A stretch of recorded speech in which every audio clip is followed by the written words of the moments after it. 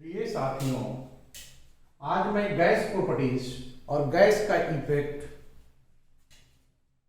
Human beings पर बतला रहा हूं।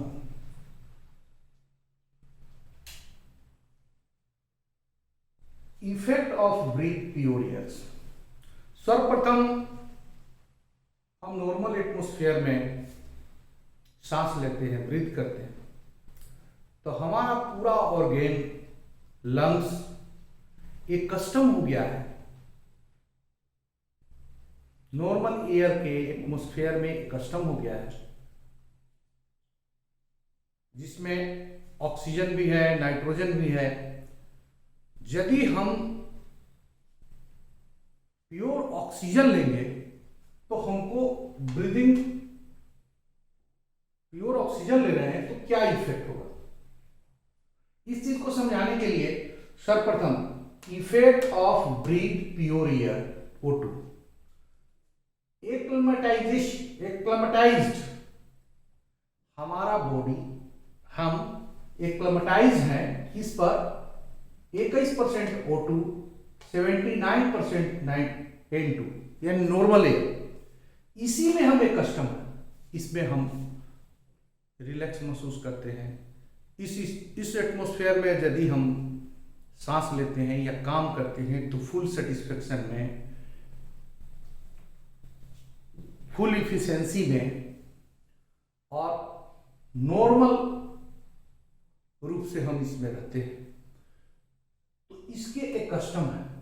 अब यदि ऑक्सीजन ही हम प्योर सांस लेंगे तो क्या हो इफेक्ट होगा, इसका इल इफेक्ट होगा, डिस्कंफोर्ट होगा, हम अनईजी महसूस करेंगे, बेचैन महसूस करेंगे।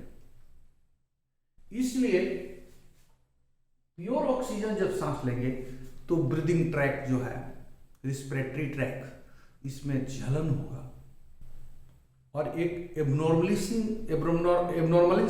आ जाएगा। तो इसीलिए effect of breathe pure O2 हम सुटेबल नहीं है हम उसके लिए।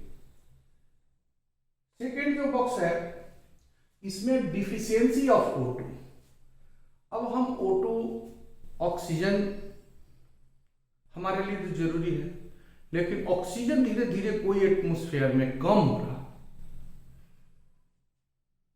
नेचुरल एटमॉस्फेयर, नॉर्मल जो एटमॉस्फेयर है उसमें हमारा तो बैलेंस रहता है, लेकिन जब हम क्लोज सर्किट में काम करते हैं, जब माइंड के क्लोज सर्किट में काम करते हैं, तो उस स्थिति में वहां O2 जो है ऑब्जर्व होता है, क्योंकि कार्बन है, कोयला है, वो O2 को ऑब्जर्व करता है और ऑक्सीडेशन प्रोसेस से O2 की मात्रा धीरे धीरे कम होती है।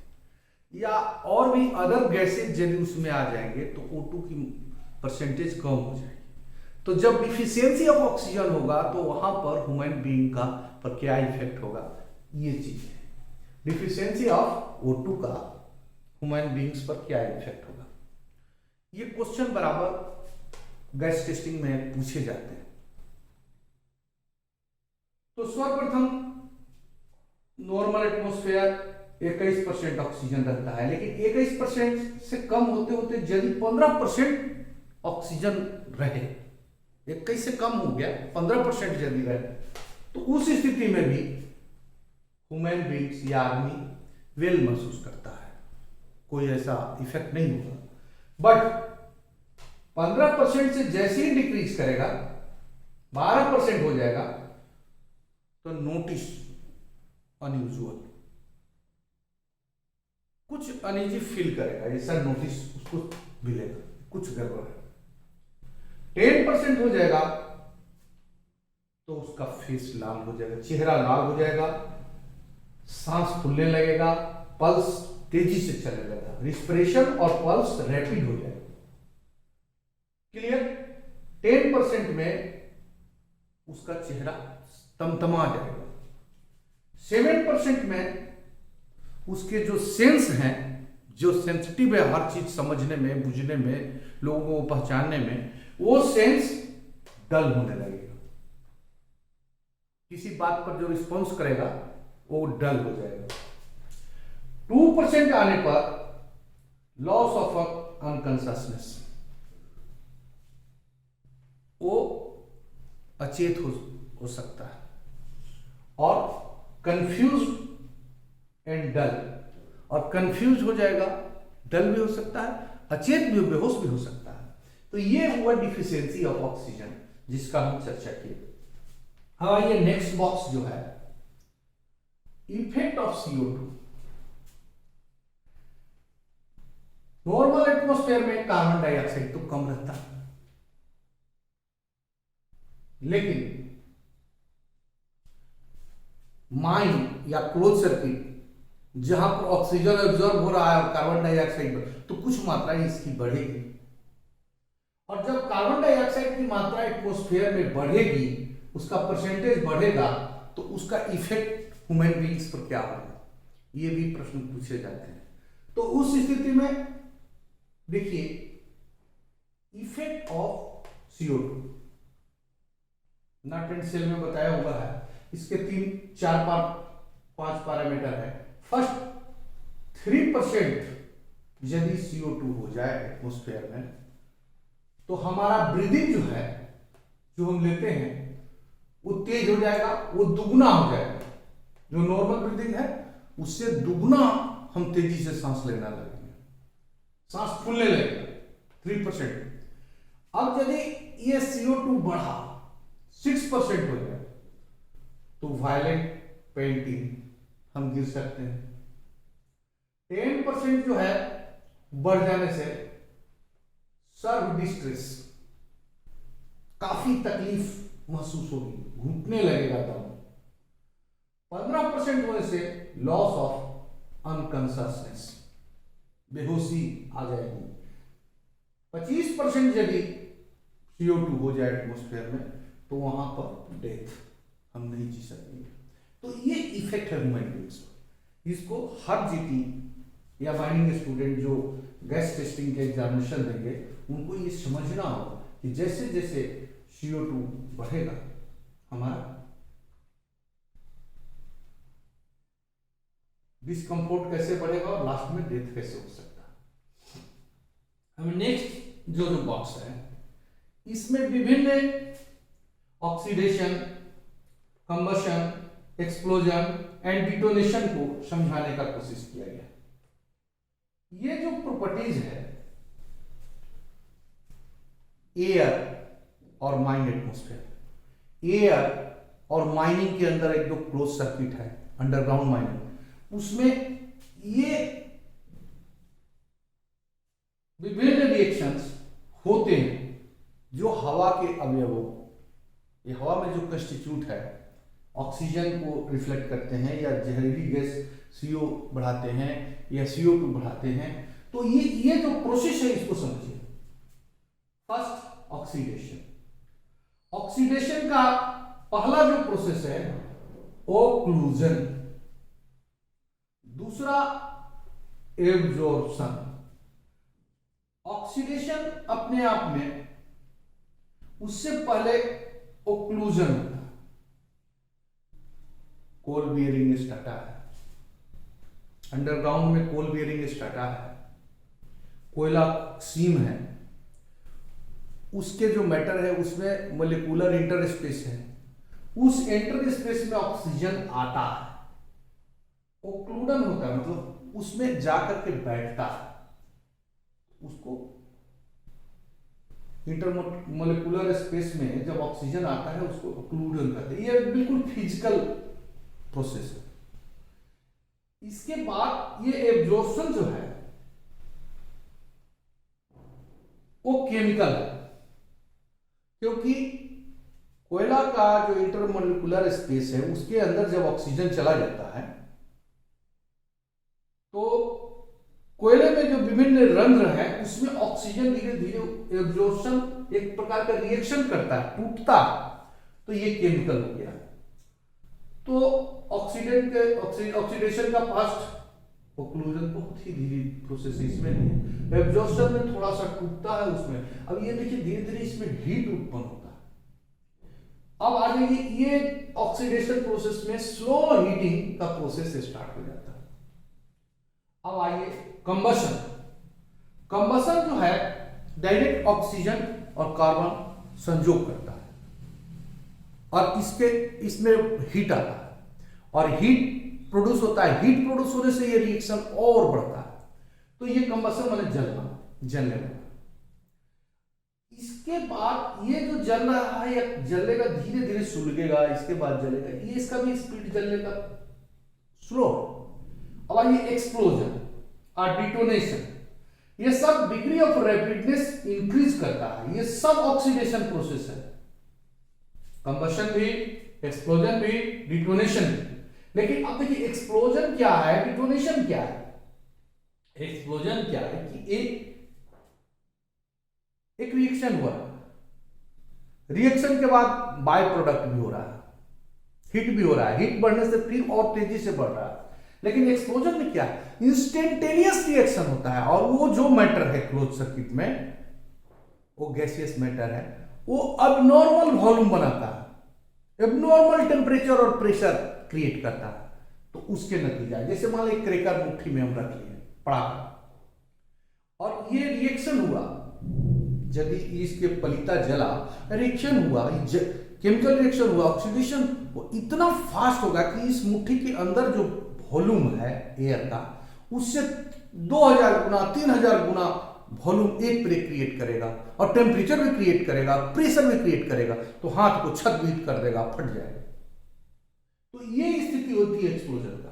और डिटोनेशन भी उसी टाइप का। ये जैसे जैसे हम आते हैं इसमें डिग्री ऑफ रैपिडनेस, इसकी डिग्री जो है सो बढ़ती चली जाती है। तो ये हुआ ऑक्सीडेशन। अब नेक्स्ट फ्लेम क्या है। आप ये मैं वही रिएक्शन, वही केमिकल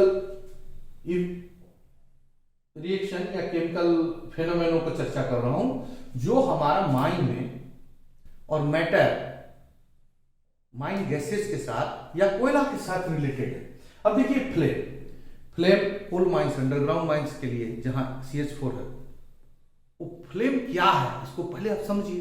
फ्लेम सेफ्टी लैंप का भी आपको गैस टेस्टिंग में डिटेल्स में जाना पड़ेगा, उसके फ्लेम को भी ऑब्जर्व करना पड़ेगा।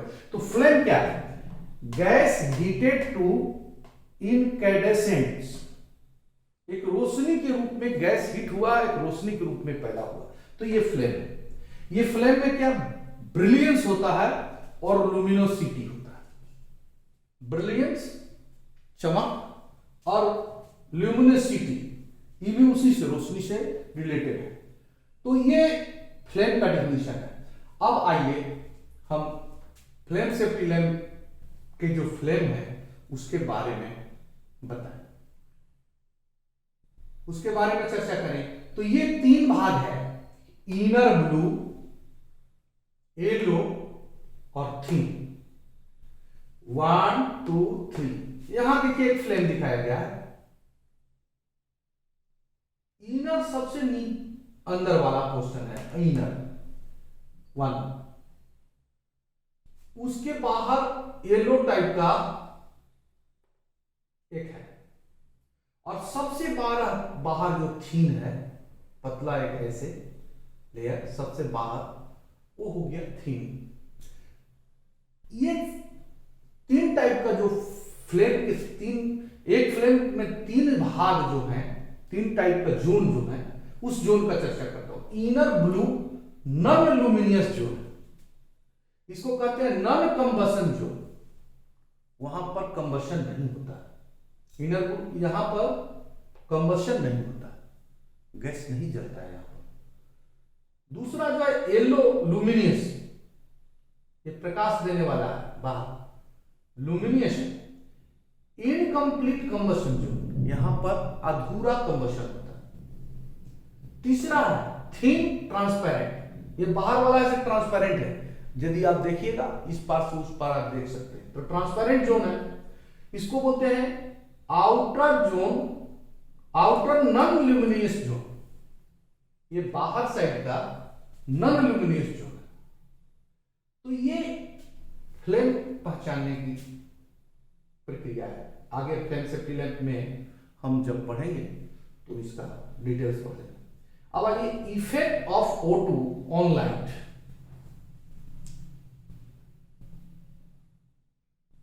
नॉर्मल एटमॉस्फेयर में हम कोई कैंडल का फ्लेम जलाते हैं तो जलता है, लाइट जो रोशनी देता है वो रोशनी देता है।